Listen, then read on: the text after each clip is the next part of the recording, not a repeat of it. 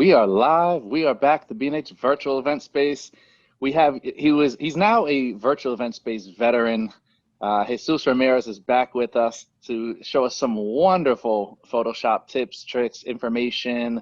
Also, huge thank you to our sponsor, MSI. We do have Cody behind the scenes there. So if you guys have any questions on any of MSI's products, on anything that Jesus uses, anything in general, we have Cody behind the scenes to work on those questions as well. And if you do have any questions for Jesus on what we're talking about today, which is compositing, that is the soup of the day today. So for all of you people who are looking to get a little bit more in depth with your Photoshopping, that's what we're going to be talking about. Maybe you have a friend that is a Seattle Seahawks fan. You want to Photoshop them out of that and composite them into a Miami Dolphins fans picture. That was for Shira out there. So without further ado, Jesus, welcome back, man. It's good to have you. Yeah, thank you so much, Derek. Thank you for having me back. It's awesome to be back for, I think, the third time now. So hopefully we can keep doing it, I don't know, maybe every month from now on. Hey. But yeah, so like you were saying, we're going to do Photoshop compositing today. What does that mean? It simply means putting two or more images together into a single image and making it look realistic. So it's a little bit different than collaging, where the element of realism is not necessary. So what we're going to focus in this session is how to make two or more images look like a single image.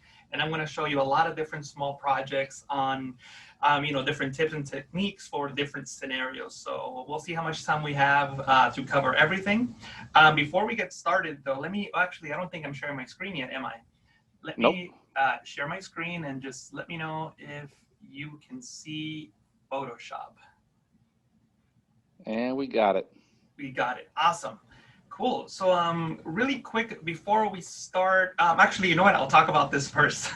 Today I'm using the MSI Creator 15 laptop, which is this baby right here. It's really, really powerful. It's brand new from MSI. One of the coolest things about this laptop is that it has an RTX 2080 video card with 8 gigabytes of video memory, which is fantastic for doing compositing or any type of image or video editing. One of the cool things about this laptop is that it comes with this super cool little true color control little icon display thing here.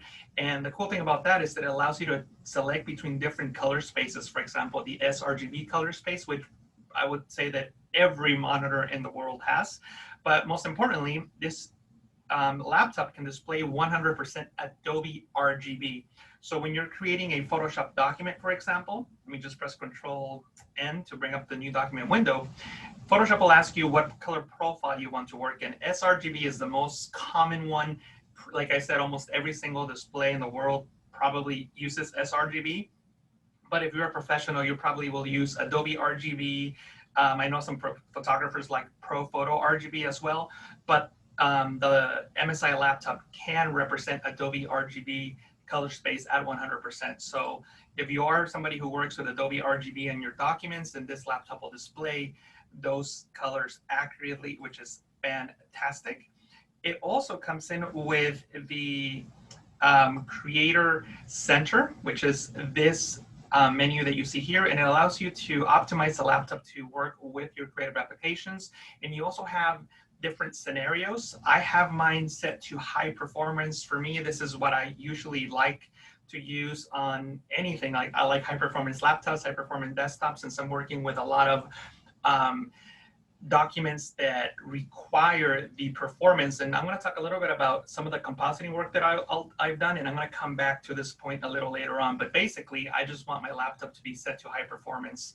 I know that there's different scenarios that you can use, and I think Cody can talk a little bit about that, about the different ones, but that's all I wanted to point out. I wanted to point out that I'm working always on high performance, and I'm working with Adobe RGB 1998 so that I can get the colors displayed accurately. And Cody, I don't know if you want to add anything to that.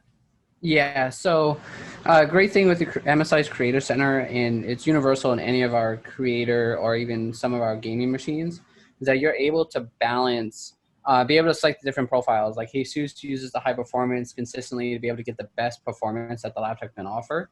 But it also offers a balance. So if you're just everyday user, just checking your emails, Facebook, things of that nature. The balance mode will get you just fine. As well as if you're in a board meeting or in a video conference, you'll be able to set yourself into the silent mode so you won't have a jet fan taking off in the background. And for the people that travel, or when you guys start traveling out and about, the super battery lets you enhance and take a full advantage of the massive 99.9 watt hour battery life that the Creator 15 does offer. So guys, with that, MSI has kind of gave you the full package to whichever user scenario that you need the laptop to be in at any given moment. Awesome. Yeah. So it's like you said, for me, it's high performance, since I'm always trying to get the best performance possible. But like you said, if I am traveling, I probably would switch it to a battery, super battery, or something like that. If you're interested in the laptop, I know B&H has it in. Oh, I don't know if they have this one in stock at the moment. It's a brand new model, but you can also have access to the touchscreen display. The one that I have does not have touchscreen. I prefer the 4K. The touchscreen is only 1920 by 1080, but you have the ability to work with touch on screen. Cool. So let's start talking a little bit about Photoshop compositing now. And for those of you that don't know me, my name is Jesús Ramirez. Most people probably know me from a YouTube channel, the Photoshop training channel on YouTube. I've been a digital graphic artist for over 15 years, but most recently I'm better known for my training. But one of the things I wanted to show you is my Behance page. You can find it on behance.net/JR from PTC. JR from PTC is my handle on all social medias, including Behance. If you're not familiar with Behance, is basically a social network for creatives that is owned by Adobe. And I'm going to scroll down and show you this project that I did roughly 3 years ago, and it's called Adobe Stock Make a Masterpiece. I was one of 5 artists who were hired or commissioned to create a marketing piece for Adobe. And at the time, Adobe was just releasing Adobe Stock, which is a website where you can download assets to use in your projects. And we were tasked to take a painting that has been lost to history, either by theft or damage, and recreate it using Adobe Stock assets. So you can see this, my final piece here, and I'm going to scroll down, and you can see all the different stock images that I used to create that final piece. You can see them all there. And actually, for those of you that are Photoshop nerds like me, I used over 1,500 layers. The final document was 4.7 gigabytes, and it took about 8 hours of work. And I used 115 Adobe Stock images. By the way, here's the first Photoshop tip. Photoshop documents, a PSD file, can only go up to 2 gigabytes. So after 2 gigabytes, you have to use a different format called a PSB, Photoshop Big File. But anyway, so these are the different images that I used. The original painting that was lost, I don't recall exactly when this painting was stolen, but it's never been found. So my job was to recreate it using Adobe Stock images. My recreation is on the left. And I'm going to scroll down so that you can see some of the compositing work that I did. I had to take small pieces from stock images and make them match or fit the image so that it would resemble the original painting, as you can see there. And this was released in Adobe Max 2016, I believe. And actually, Adobe Max 2020 is tomorrow, where the Adobe will release all the new versions of all their applications. So you might want to check that out. If you want to check that out, you can go into max.adobe.com, and check out the conference. It starts out tomorrow. I'm actually teaching there. If you're interested on seeing my sessions at Adobe Max, you can click on sessions and go into the session catalog. And from here, you can just search for my name. And I have 2 sessions on animating Photoshop. They're free. You can sign up for free and watch them online. And I will be using in these sessions a new version of Photoshop, Photoshop 2021. But anyway, so today we're going to focus on compositing. And let me just bring Photoshop back up. And I could talk about compositing all day long. I actually have a 5-hour course on compositing on my website. So I'm going to try to take all that information and give it to you guys in about 45 minutes. But let's start with what I consider to be the most important thing in compositing, which is perspective. I believe that if you get perspective wrong, it doesn't matter how much right you get in your composite, it just won't look realistic. if you're somebody who spends a lot of time working on shadows, highlights, atmospheric perspective, and color matching and everything else, masking, and everything looks good, but there's still something wrong with the image and you just can't tell why, I would say that most of the times the reason is that the perspective doesn't match. And it's something that not a lot of people think about.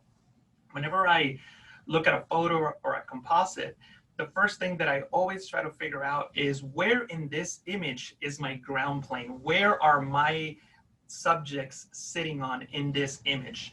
Most of the time, it will be the floor that the person is on, or it could be a table if you're going to place maybe like a cup on top of a table or something like that. But where is that ground plane? And where does that ground plane meet the sky? That will be your horizon line. For those of you that have taken art classes in the past, drawing classes, this is basically the same thing. Where do the parallel converging lines meet? And that's really important to know. So let me enable these little images here. So we have this composite, very simple, right? We have this man and we have this beach scene. And if you zoom in, you'll notice that everything looks pretty good. We have mud on his shoes, we have shadows, the lighting works great, the masking is good, everything looks fantastic. But the more you look at the image, the more you realize that things don't look right. And that's because the perspective is off. If we look at the background image without looking at the foreground, we know where the ground is, right? The beach, the sand here, the water, that's where the ground plane is. Where is the sky? Very obvious, right up here. We have the horizon line here, see that? And if we bring back this photo of this man and I disable the mask, where is his ground plane? Well, his ground plane is also the sand and also the water, and the sky, again, very obvious, is right up here. And the horizon line is here. The horizon line cuts them just right above the knees. So if I were to make, if I wanted to place this foreground element into this background, I need to have similar perspectives. They don't have to be perfect, but they have to be close enough. In this case, they're very different. The horizon line on the background is above his head, and the horizon line on the actual image is above his knees. So you can see that they're not matching at all. And so what do you do at that point? Well, you can do one of two things. You can click and drag him up so that the horizon almost matches. And you can see that just by doing that, the image already feels like it belongs. Although we can't see half of his body, the image already feels better. Or the alternative will be to bring the background down. And as soon as I do that, if I have similar perspectives, notice that the image feels much better and it feels like it belongs. So you always have to keep perspective in mind. Otherwise, the composite simply won't work. There's some cases where you may be able to find the perspective of the image, like this train station. You can follow all the parallel converging lines. All these parallel converging lines, as you can see, all of these lines, they all meet at a single point. This is a one-point perspective. And I know I'm going pretty fast. This could be like I said, this alone could be a 1-hour session just on perspective, but I'm just trying to cover as much as I can. So when you follow all these parallel converging lines, they all lead to one point right here, right in the center, right about, and I'm trying to get my rulers here, right about here, give or take a couple pixels. And they meet right about there. So that means that this horizontal line is my horizon line. So if I bring if I enable the photo of this guy again, and I try to match the perspective, watch what happens. It's not gonna work. He looks like a giant. You might be thinking, well, you can scale him, right? And yeah, I could definitely scale him. I can press Control-T, Command-T to transform, and I can scale him down. But look at that. See, no matter how small I make him, if I want to keep him in perspective, the composite simply won't work. So this is actually teaching us two things. Number one is that every background does not work with every foreground element. So you have to pick and choose what backgrounds and what foreground elements you're going to use. If you're stuck with using a background that a client or art director gave you and a foreground, then you're just going to have to live with the subject just not really matching the background. Unfortunately, there's not much you can do to distort an organic object to change the perspective. We can change the perspective of objects that are man-made, and I'll show that in a moment, but a person will be really difficult to change their perspective. So if you don't have matching perspectives, what I would suggest is try to hide their feet so that they don't really show, and just scale them up as much as you can so that it looks somewhat realistic. And that's basically the only thing you're going to be able to do in an image like this.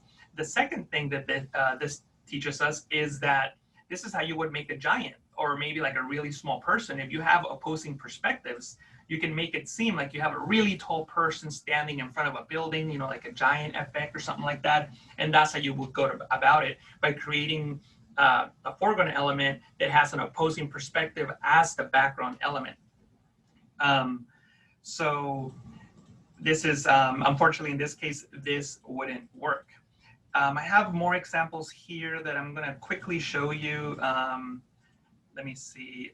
Yeah, so I was talking about changing the perspective of an object, right? So if we follow the parallel converging lines of this street, you'll see that the horizon line will be probably right about here. And I can follow this line and follow this parallel converging line and see where it meets, and it will meet more or less right about here, give or take a couple pixels. So if I bring this truck in to composite it into my scene, then this necessarily wouldn't work. But like I said, with man-made objects, sometimes you can change the perspective. It will never look 100% realistic, but you can create that illusion of realism just by making a few adjustments. And what you can do in this case is take your truck layer, and actually, you know what, so you guys can see better, I'm going to go into my panel options, and I'm going to click on the thumbnail size and press OK, so I have large thumbnails. I'm also going to press Control K on Windows, Command K on the Mac. Go into my interface and change my highlight color to blue so that whatever layer I have selected, you can see highlighted in blue. But anyway, if I go into Edit, Perspective Warp, I can first create a grid that'll match the current perspective of the object that I have selected. So I'm just following the lines that make up the truck here to try to match the perspective. So see that? I match the perspective of the truck, more or less. It's not 100% perfect. It doesn't have to be. As long as you're close enough, you should be fine. So I match one side of the truck. Now I gotta match the back side of the truck. And the easiest way to do it is to click and drag on the opposite side. When the lines turn blue, you can just release. These two will snap into place, and you just have to match the other side. And again, I'm using the existing lines here on the truck to match the perspective. And I'm just going to push this over to the left like so. And what I can now do is click on this button here on the top right, the one that reads Warp. I'm going to click on that, and I'm just going to adjust these points to change the perspective of my truck. Now I can try to match these lines so that they would end up at the same vanishing point. And obviously this will require a bit more work, but you get the idea. See that? See how I'm changing the perspective completely of this truck. And you're gonna notice a couple mistakes, and I'll point them out, but I mean, just with that adjustment, that looks much better, right? Before and after. And by the way, Cody, let me know if there's any questions as I go. Feel free to interrupt me. So one of the first things that you'll notice here, when I made this distortion effect, is this back tire here.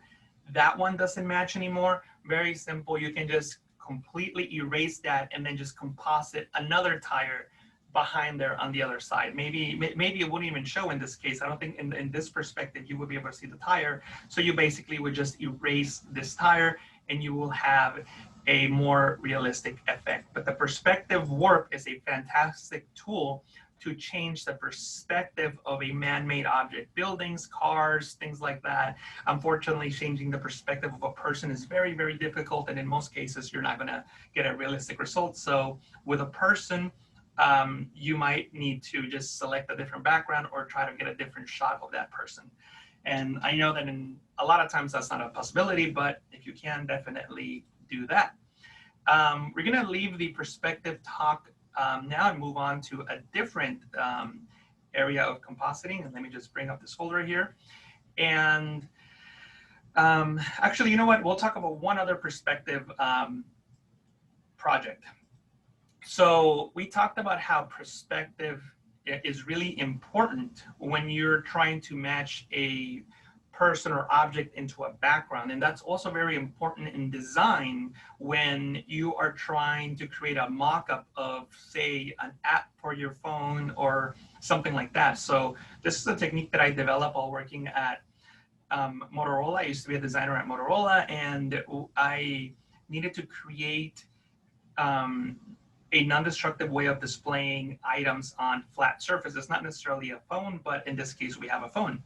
And what most people do is they'll take a logo or whatever the image is, and they'll just press Control-T, Command-T to transform, and they'll just distort it and try to match the corners, right? I'm sure you've seen this a million times, like so. And the downside of doing this is that you're taking something that has a different aspect ratio and matching it to the phone. And when you do that, the image will be distorted either one way or the other. Either it'll stretch it up or stretch it wide. But the point is that it doesn't work. There's a tool that you may have seen before called the vanishing point, which allows you to create a grid so that you can copy and paste things into perspective. That will give you a realistic result. But unfortunately, that tool is destructive. In other words, you can't come back and edit it. So I want to be able to do what that tool does, but I also want to be able to edit it. So what can I do? If you go into the perspective crop tool, you'll see this tool that is designed to remove the perspective off an image. So when I select the four corners on my screen here, I'll just basically get the screen, if flat, like we're looking at it flat on, and we remove the perspective of that screen. And that's exactly what I want. I want to know what the actual aspect ratio is of that screen, because that's what I need to work with so that I can create a template for any file that I can just drop in there. It shows on the phone. So what I can do now is just make a selection out of that entire thing, go into edit, copy, merge, and now I can undo everything. So I get my original image back. Now when I paste Control-V, Command-V on the Mac, I'll have the screen, but not in perspective, but that's the right aspect ratio. Then I can just right click and convert it into a smart object. A smart object is a container that holds one or more layers, and you can apply non-destructive effects, adjustments, distortions, transformations, filters, and it's always editable. And the contents are always editable. That's the important part. So I'm going to apply a distortion, Control-T, Command-T to transform, and I'm just going to match my corners again. So I'm going to match the corners back to where they were before. And obviously I'm going fairly quickly here. You do want to try to get as close of a match as possible in a real project. Let me just do a little bit of a better job here, just matching these corners. And that's why those guides are there. I set them up before we started. That way we didn't spend too much time doing that in the stream, but I think you'll get the idea. And all I did is just match the corners with the guides, and now I'm matching the corners with that copied layer. And again, in your projects, take a little more time to make sure that it's as perfect as it can be. And what I'm going to do now is double click on the hand tool to fit the image to screen. And if I double click on this smart object, you'll be able to see I'm going to clear the guides because we don't need them. We're going to be able to see this smart object, and I can replace the contents. So I can take my design and drop it in there. So there's my design. I can transform it just so that it fits. Obviously, I don't want to distort it so that the perspective changes. I want to keep it just as we had it there, and maybe I can now fill with this color so that the background is the same. So I can save this, Control-S on Windows, Command-S on the Mac, and when I go back into my working document, you'll see that I was able to place this in the actual perspective. So this is not me guessing what the perspective is. This is the actual perspective, the actual aspect ratio. And as you can see, this is basically a container. Anything that I drop in there will show up on that phone screen. So for example, I know that in one of these libraries, I have the MSI logo. So I can come in here and I can just place the MSI logo in there. Let me just put that in here like so. and I'll make it white. So I'll invert it, Control I on Windows, Command I on the Mac. When I save and I go back, notice that that's showing there in perspective. So that's the advantage of doing it this way. And that's why I did so much work in the beginning, so that I could easily just replace the contents of that screen. And if I save this Photoshop file, I could reuse it as many times as I need. Maybe you're working on a campaign. It doesn't have to be a phone. Maybe it's a poster. Maybe it's a billboard. Anything that needs to be in perspective that you need to constantly change. This is definitely a good technique for that. Also, since this is a compositing course, you do want to make everything try to look as realistic as possible. So what I'm trying to do here, and let me show you a trick. If you press Control K on Windows, Command K on the Mac, and you go into, let me see if I can remember, into Tools, I can enable Overscroll. And Overscroll allows me to hold the space bar and move my canvas so that I have space here on the side. And what I'm going to do now is double click to the side of the layer to bring up the layer style window. And I can add maybe a gradient over my square there. And I could probably do a black to white gradient and then change the blending mode to multiply, just to kind of create the effect of like an actual screen. Maybe I can do an outer glow, and obviously I'm going quickly here, but I think that you get the idea here. Maybe a bevel and emboss to make it seem like the screen is pushing in. See how it created that shadow there, that nice bevel. So I can adjust this accordingly. And you can adjust it as much as you want. I could also create an adjustment layer, because if this were really a screen, I wouldn't have true black. So I can move this to the left. I can move this to the right, and then just, adjust it accordingly. And the advantage, again, of doing this is that this is a smart object. So I can double click on that, open it up, and I can change the background to something else. So I can select, for example, maybe this image here, drop it in there. And let me just make it larger. Oops, wrong layer selected. Let me just select the right layer. I'll make it larger. And I'll make the logo black. I'll close it and save it.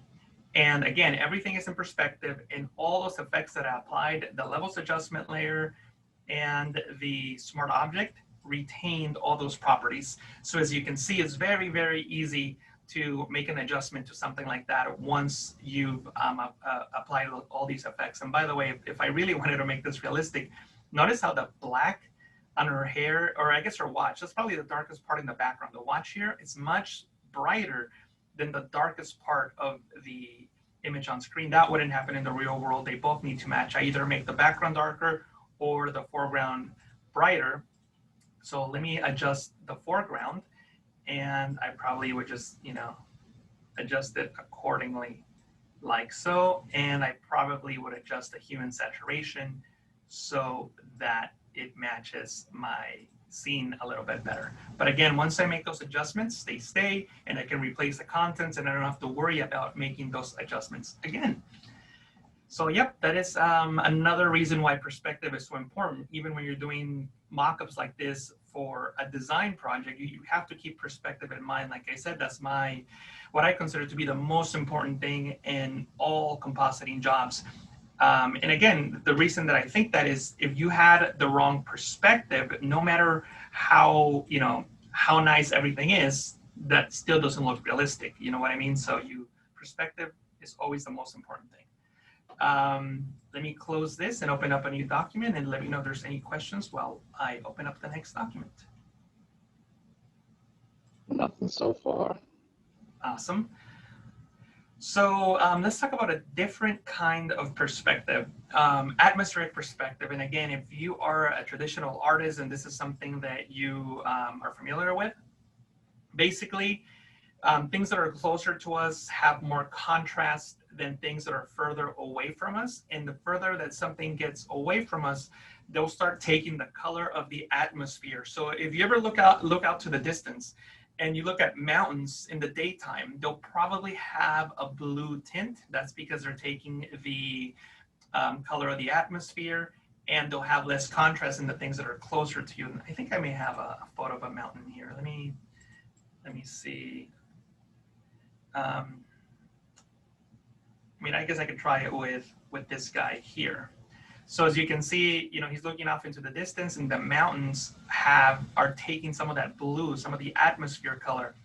And he definitely has more contrast than the mountains that are further away. So that is basically the whole theory behind atmospheric perspective. Something that is closer to you will have more contrast, something that is further away will have less contrast, and it will start taking the color of the atmosphere. In daytime, that's usually blue, and in sunset or sunrise, it's usually orange or magenta. Let me see if I have this, like for example, here on the sunset, see that? How the background is no longer blue, now it's taking that orange color in this case. So why is that important? Well, that's important because when we're compositing and we want to create the illusion of depth in a scene, we have to keep that in mind, because the further we recede, the less contrast we're going to need, and the more of the background's ambient color we need to apply to our composite. So the example here is this castle. For this example, disregard anything I said about perspective, just so that we can focus on atmospheric perspective. So if I wanted to composite this castle on this mountain here, one of the first things that I would do is I would create a black and white adjustment layer just to make everything black and white. And I would zoom in, and I would make sure that the contrast, or in other words, the black levels or white levels of my foreground color match my foreground element matches the background element. So notice here how the castle has way darker blacks than the mountain that it's sitting on. See that? See how it doesn't match? So if I were to go in here and create a levels adjustment layer, clip it to the layer below so that I only affect the castle, and I click and drag this over to the right, notice how it starts matching a little bit better. And I can also adjust the gamma here. And I think I went too far in the black there. I think I needed to adjust the gamma more. But anyway, just try to match them as best as you can. So that's before, and this is after. I'm also going to change the blending mode to luminosity because I don't want to inadvertently affect saturation. When you use a levels adjustment layer or a curves adjustment layer, you always adjust saturation. So changing the blending mode makes it so that you don't. So I'm going to double click on the hand tool, and I'll disable the black and white adjustment layer. So see that? See how that matches much better than this? See that? And obviously it's not perfect. I probably will need to fine tune it just a little bit more, but you get the idea. And what happens if we want to have another castle maybe back here? Well, first of all, I will need to adjust the scale. Is way too big. So again, this example is not about scale or about perspective. We're working with atmospheric perspective. So we'll call this good. We'll say that there's like a giant castle back here. It's a huge castle, right? So see how the contrast in that area is not really matching the contrast of the scene. So it just looks like we did a cutout. It doesn't seem like a composite. It feels more like a collage. Another way of matching both the contrast and the atmospheric color of the scene is by double clicking to the side of the layer and then selecting color overlay and clicking on the color picker here and just select the color of the sky. In this case, we have an overcast sky, so it's basically gray. So that's okay, we'll work with that. Not necessarily use blue in this case. And all I need to do now is just adjust the opacity so that that castle seems like it belongs in that scene. See that? Before and after. And if I wanted to place this castle even further back in the scene, maybe we have another giant castle back here. Well, remember, the further back we go, the less contrast we have. So then that same contrast wouldn't match the previous one, so we need to change it. And in this case, to be frank with you, it'll probably be almost 100%, white. Maybe just a little bit. No, actually, it might be too much. 93%, I think, works in this case. But you see that you have to think about the depth in your scene so that you can make it look realistic. Simply making a really good cutout and matching the colors and all that good stuff won't give you depth. Remember, in a composite we're trying to fake a 3D environment and a 2D environment. This is just a photo, just 2D, up and down.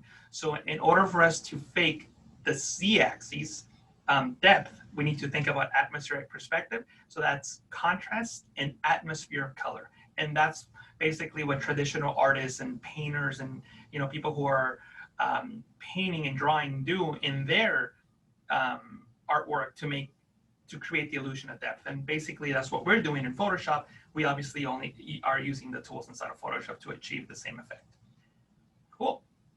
So that was atmospheric perspective. So those are things that I think that most people don't talk about. So let's move over into another example. Let me bring up, we don't have a lot of time, but I do want to show you guys things that maybe you're not seeing anywhere else. So why don't we work with a face swap? So this is going to be completely different than the two things we've been talking about. One of the things that I always like to figure out how a tool in Photoshop works, not necessarily learn what the label says that it does or that the description says that it does. Because if you are always going by the label, then you may not necessarily get the best out of Photoshop. And let me show you what I mean by that. It's a very simple example. So we have a background. And if I were to create a shape, maybe I'll create, I don't know, we'll see if a tree, the shape really doesn't matter. So we have our tree. And I'll make the tree black. Actually, no, if I make it black, then I won't be able to show what I want to show. We'll make it like a blue, right? And if I double click to the side of the layer, you'll see my layer styles. And I have a layer style called outer glow, right? So this obviously creates a glow, and I can adjust it to make the tree glow, and I can change the color, and you can make it seem like that tree is glowing, right? That's what it does. But just because it says that it's a glow, it doesn't mean that you have to use it as a glow. I could use it as a shadow. How do I use it as a shadow? Well, I can change the color to black and change the blending mode to normal. So now I have a shadow that goes around the entire tree. And you might be thinking, well, why do I do that? Isn't there a shadow? Yeah, there is a drop shadow, but the downside with the drop shadow is that you basically have to pick a side, right? Like, where's the light coming from? And you have shadow on one side and no shadow on the other. What if you just want like a nice shadow going around the entire thing? There's no specific blending mode for that. So you can change the outer glow and change its properties and make it work like a shadow. The point that I'm trying to make is just because something says that it's for something, it doesn't mean you have to use it for that. You can figure out how it works and change it so that it benefits your purposes. And that's what I'm going to do for this next example. And I'm going to be making fun of a really good friend of mine, so I might as well give him a shout out. This is Colin Smith from Photoshop Cafe. He runs a popular YouTube channel, has written a bunch of Photoshop books. PhotoshopCafe.com is his website. And from here, you can find Colin's tutorials, free tutorials, courses, all that good stuff. So now that I plugged him, I'm going to make fun of him. So if we wanted to give Colin, a brand new, muscular body and do a face swap, we can of course do everything that you think a face swap will require. We can make a selection, do a mask, then use adjustment layers to match the color and shadows and all that good stuff, and it would work. But there's actually a faster way of doing it if we use a different tool that is not meant for this. And I'll show you what that is in a moment. So what I'm going to do first is get this layer ready. So what I'm going to do is I'm just going to select his face using the lasso tool. You can press the L key on the keyboard for that and just select his face like so. Face selected. And I'm just going to press Control J on Windows, Command J on the Mac, and put that into a new layer. And I'm just going to, I don't need this layer, so I'll just delete it. And I'm just going to try to match his face as best as I can to the model's face.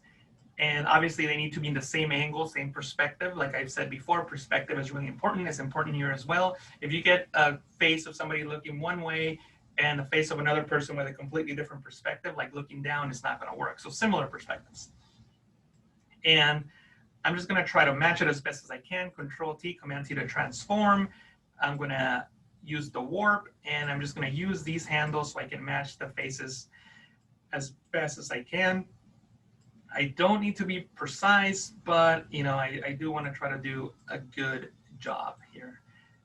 And I'm just increasing the opacity and decreasing it just to make sure that it works. And I think that I did a fairly decent job, so I'll keep that. And what I'll do now is make sure that you know, the original hair is not covering the face.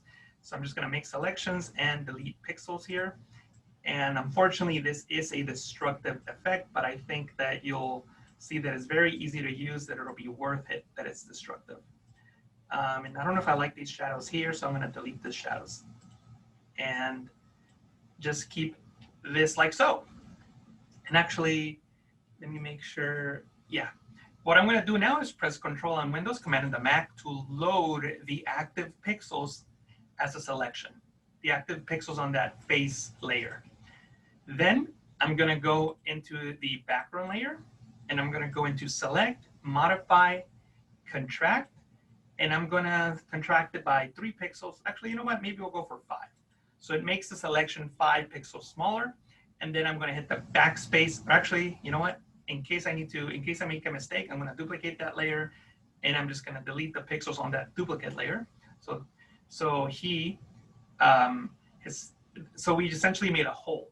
And then I have that face right on top of that. And if you notice, there's like a 5 pixel overlay, which is exactly what we want. That stroke that you see around there, that's that 5 pixel difference. So the face has 5 extra pixels that we can place on top of the background. And I can bring in the opacity to 100%. So now I'm going to select these 2 layers. You can hold Shift and click on both layers to activate them. And I'm going to go into Edit, Auto Blend Layers. So this adjustment was created to stitch panoramas, right? So what does that mean? Well, you might have seen this before. You take a photo, and then you move over to the right a little bit, take another photo, move over to the right a bit more, take another photo. So now you have 3 different photos of basically the same thing, but in different angles. And then you can bring those images into Photoshop and stitch them together to have one wider photo. So that is what a panorama is. And to remove the seams, Photoshop creates a color match. So Photoshop automatically generates a layer mask, and it color matches the seams so that you can't tell that they're there. Well, using that technology, we're gonna take that face and place it into the body. Photoshop will automatically generate the mask and automatically color match things for us. Make sure that seamless tones and colors is checked, and content aware fill transparent areas is also checked, and press OK. And notice that just with one click, I was able to generate, you know, this composite of Colin's face on top of this model really, really quick. And this is something that you can use. Obviously, I was being silly here, and I'm making fun of my friend, but you can think of other applications. For example, if you are somebody who's shooting a wedding or something like that, or any type of event, and you're doing a group shot, and in one image, the person has their eyes closed, and then you have a very similar photo of the same event, same position, and their eyes look fine in that second photo, but the first photo was overall better. This is something you can do to quickly make that composite. You know, sometimes you may be able to take, you know, somebody's eyes, the same person, but from a different, you know, part of the day where the lighting is no longer the same, or maybe the light changed, or there was some sort of difference where it wasn't just a simple cut and paste. This is a technique that you could use. Or you could use it to be silly like me and put yourself into movies and posters and things like that. But this is a really, really cool compositing technique. And if I zoom in, you'll see that there is no seam, and Photoshop did a really, really good job. What I would do in this case, to be frank with you, is I would hold Alt and Windows, Option on the Mac, and click on the layer mask icon to hide all these layers, enable the original layer, and on this top merge layer that Photoshop created, I would just selectively paint in Colin's face, because the color adjustment actually also made adjustments to the guy's hair, and I didn't like that. So now the only pixels that show through are the pixels that I'm telling Photoshop to reveal. So that's really how I would use this technique. Let me know if there's any questions. If not, we'll move on.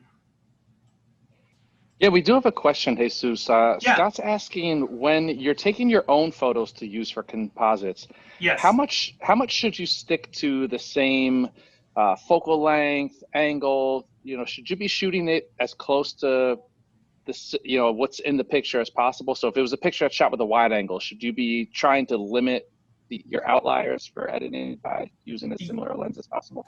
Yeah, definitely. Very good question. If you are taking photos with the purpose of putting them in a composite and you have a plan, then definitely yes. Same lens, same angle, as much as you can, the same. I know that's not always possible. I would say that worst case scenario, at least try to get the same angle, but best case scenario is yes, you're looking at everything so that everything matches. But you know, I know that that's not always, you know, we don't live in the perfect world, and I know that's not always possible, but if you do have that capability, then definitely do it. And I have a quick question on, on this particular composite here, what is your preferred way to match the black levels? So you look at the black levels on your friend's face, and it's obviously a much deeper black than the clip blacks from the image. Yeah, so I guess the preferred way is whatever's fastest for that particular task. In this case, I probably would start with maybe levels, and then maybe just bring it over to the right a little bit. See that? See how just doing that just made it look much better? See that? Oh yeah, definitely. Yeah, so it just really depends on the project. And you know, for something more difficult or more complex, I probably would select curves, because with curves, I could, you know, click on this icon and then like really see where that darkness is there. So I can adjust this point, but maybe I don't want to affect other areas of the image. So then I could click here and maybe drag that one down. You know what I mean? So I can have a little more flexibility and more control using curves rather than levels. But if in my head, I think, you know what, I can probably do that with levels just by dragging one slider, then that's what I'll select. All right, perfect. Cool. Nice. Yeah, so I think he's going to have a new Tinder profile picture now that I'm going to send his way. Nice. Let me show you guys another thing. Let me see how much time we have. All right, we don't have a lot of time, but I think that this is something that is going to help a lot of people, because I see people who are a little bit confused about how some things in Photoshop work, right? And actually that's not the one I wanted to show you, but I can show you what that's for as well. So in Photoshop, and let me just start here, right? That's the original photo, and I'll just delete all these other layers because we're gonna do it right now. So in Photoshop, obviously everybody wants to learn how to cut out hair. That's something that a lot of people talk about, and it makes sense, right? Everybody's got hair, you know, so when you want to composite somebody into a scene, hair is always going to be an issue. And the issue is always like, you know, what if I'm working with an image like this where the hair is very, very difficult to select, as you can see there. She's not up against a solid background. What do you do in that case? Well, let me show you what I would do.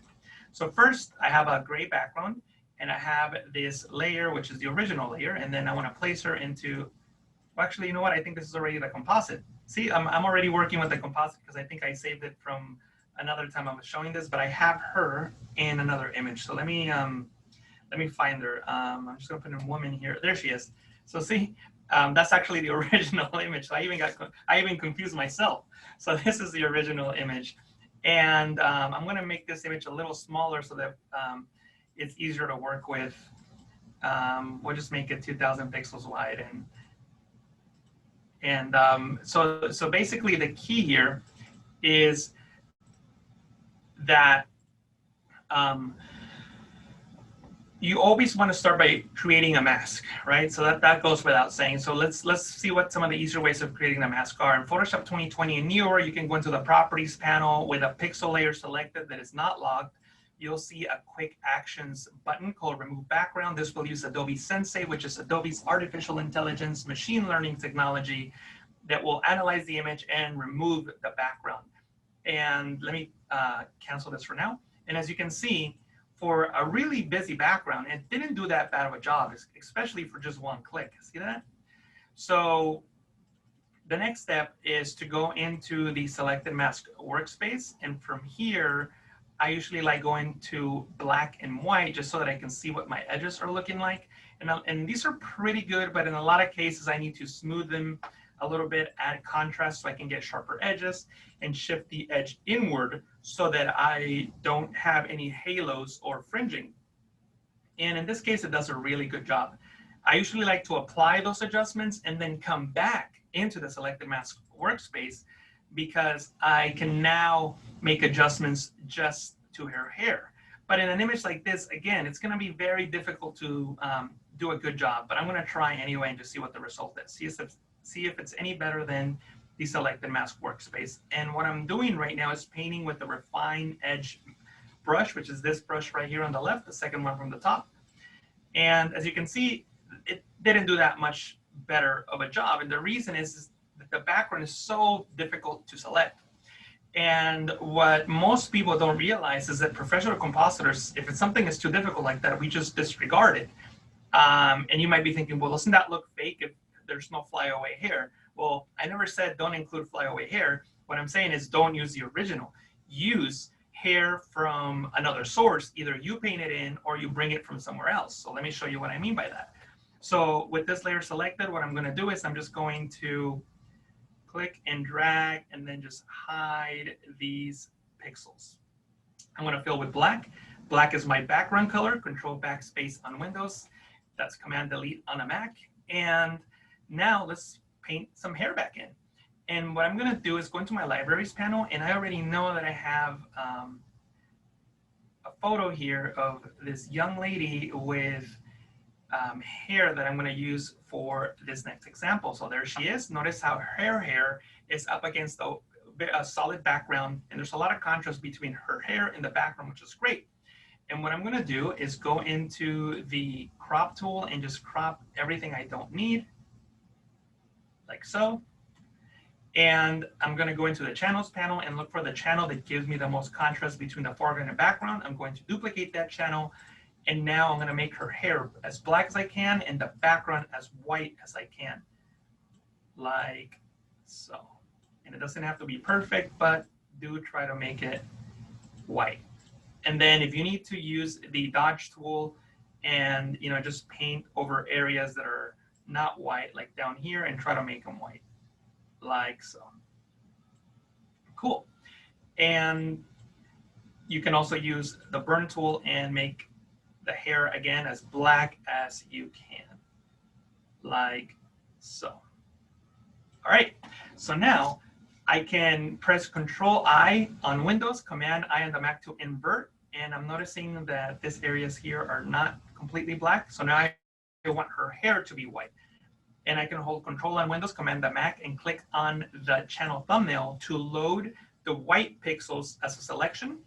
I can go back into the RGB color mode here, go back into the layers panel and create a new solid color fill layer, and I'll just make it black, like so. And I'll create a new one below that, and I'll make it white. So now I have black hair up against the white background, which is exactly what I want.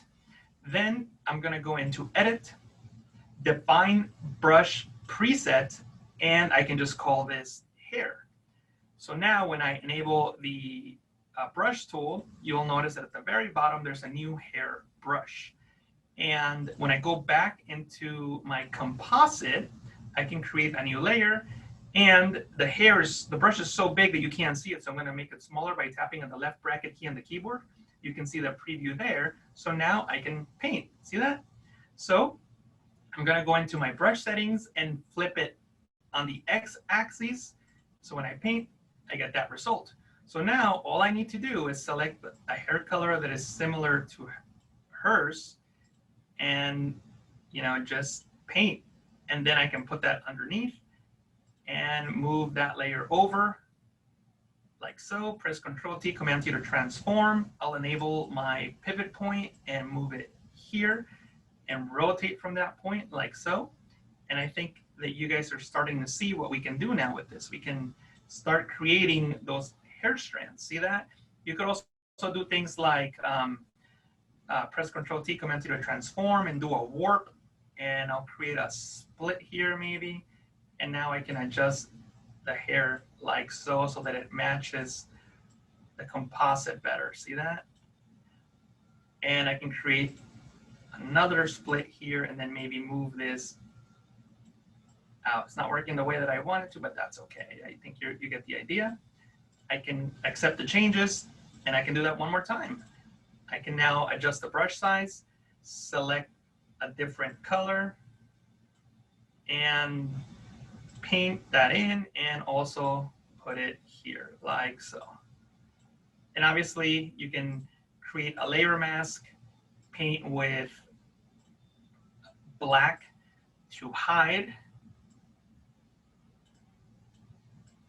you know, something like that. And obviously just keep playing around and make sure that the hair looks realistic. This is just a regular layer now. So I can go into image, adjustments. Let me make sure the layer is selected. Image, adjustments, human saturation, and I can adjust the lightness. I can adjust the hue to make it a different color, the saturation, totally up to you. And actually I would probably click on colorize and do all this. Just adjust it accordingly so that I can match her hair color, her actual hair color. And again, I'm going fairly quickly here, but this is basically the technique that I would use so that she has realistic looking hair and I don't have to worry about selecting it. I'm just selecting similar hair colors, and I didn't do a good of a job color matching there, but this is the technique. And as you saw earlier, this is the result using that same technique that I even got confused thinking that this was the original image. But you know, with some fine tuning and spending some time, you can get pretty realistic results. Cool. And this is something else that you could use to create a hairbrush. I found this hair on Adobe stock, and I made this out of that, and I created a brush out of it. So the reason that I wanted to do that, and I'll create a brush again, the fine brush preset. The reason that you might want to do that is so that when you're working on something like this, you also can paint in flyaway hair in other areas.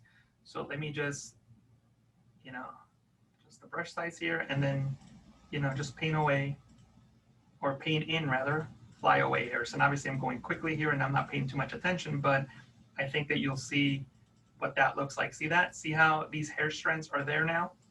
Just around the image. I obviously have to, you know, color match them to make sure that they're the same color, but now I have these flyaway hairs that look more realistic rather than trying to select something that is going to be impossible to select or extremely difficult and time consuming. Cool. Let me know if there's any questions in the chat, Derek. None. I think everyone's mind is just as blown as mine. We're just sitting here looking at this, and it's like, wow. I'll do one other quick one. Another way of blending layers together to create a composite is by using blending modes. So for example, we have this lady sitting here in this cafe. She's eating her salad, and if we wanted to create a composite, making it seem like we were outside the restaurant looking in through a window, we could easily do that by placing another image in front of her and changing the blending mode to either lighten or screen, and then just adjusting the opacity, and we easily created a window effect. You obviously will need to create more, actually what I'll do now is I'll convert it into a smart object and then bring the opacity down again. What you would need to do now is, you know, maybe match the depth of field. You can see how the background is really blurry, the foreground is blurry, but she's in focus. So then the reflection would also need to be blurry. So you can go into filter, blur, Gaussian blur, and try to create a blur that matches the rest of the scene, like so. In this case, it's not necessary, but if there was something obvious that made it seem like the image wasn't flipped, like in other words, there's like a sign or something, then it would be, it's a reflection, so it will be backwards. So you would need to, you know, press Control-T, Command-T to transform and flip it horizontally, like so. And a really cool compositing trick that I like using for creating specular highlights is painting with white on a layer. Let me just do that really quickly. Paint with white on a layer, double click to the side of the layer, change the blending mode from normal to color dodge, And then if you uncheck transparency shapes layers, see what happens? It looks like a bright highlight. And then you can adjust the fill opacity. So now we can make it seem like maybe there's like a light hitting the glass or something like that. And you would have to just place it wherever that light is coming from. So maybe, I don't know, maybe there's like a light out here, a sign or something, and I can just have my little light there just hitting my window. I could also add a layer in between everything, like a solid color fill layer, and I can make it, like this shade of green and bring down the opacity. And now I'm just tinting that window. So that window has a little green tint. And usually when I do a composite, my final step is to put everything into a smart object. If it's a small composite like this one, if it's not, I take all the layers, merge them together into a separate layer. So let me show you that technique instead. Control Alt Shift E, Command Option Shift E on the Mac puts everything into one layer. So you basically copy and paste everything into another layer. Then what I do is I call that layer Final, right click, select Convert to Smart Object, and I always go into Filter, Camera, Raw Filter. The reason that I do that is because I want to make my image feel cohesive, and I think that those camera raw filter is the best way to do that. So for example, I can warm the entire scene. I can adjust, contrast and highlights and shadows, whatever I think the scene needs. And I can make the texture pop, increase vibrance. Vibrance adds saturation to pixels that don't have a lot of saturation, and it protects skin tones. But one of the things that I really like doing to almost all my composites is adding grain. If you zoom in, you'll realize that since we blurred the background, it just feels too computer generated. It just feels too soft. So I always like adding a little bit of grain to bring back that realism, make it feel more like film. So that's one of the things I always do to my composites, just a tiny little bit of green, just a hint, so that things don't feel smooth. And I can maybe add a little bit of a vignette. And I think this will complete this little composite. I mean, as simple as that, I was able to create this effect. That's before and after, using blending modes, and then adjusting the blending modes and adding a little bit of a tint and putting it all together in Camera Raw just to make it feel like one final composite. But yeah, I think that's about time, right, Derek? I think we're a few minutes over. Yeah, no, it's never a problem. I'm sure if you went on for another hour or two, nobody would complain.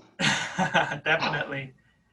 I'm sitting here, I'm trying to take notes. I'm so lost. I'm still like 45 minutes ago trying to catch up from certain things. Well, luckily everything's recorded, so you can always go back and watch that recording.